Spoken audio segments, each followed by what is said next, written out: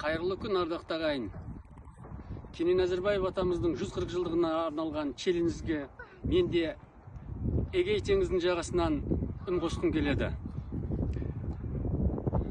Аға көркем көрінер ініменен, ағаш көркем көрінер гүліменен, бала көркем көрінер тіліменен, әнші көркем көрінер үніменен, өзен көркем көрінер суыменен, көлде көркем көрінер нуыменен, аспан көркем көрінер күніменен,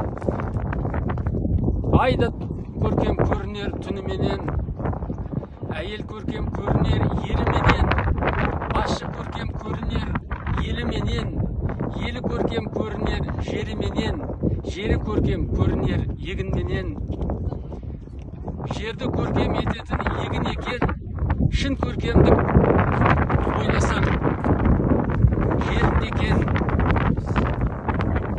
Жер мен көкті жайнатқан еңбек күші не бар сонда еңбектен жеңілмеген деген өлең жолдарын Кенен Әзірбаевтың туған қызы Төрткен Керенова апамыздың қызы Құдаша апай Баян Туралиевнаға арнаймын. Сәлем Грециядан.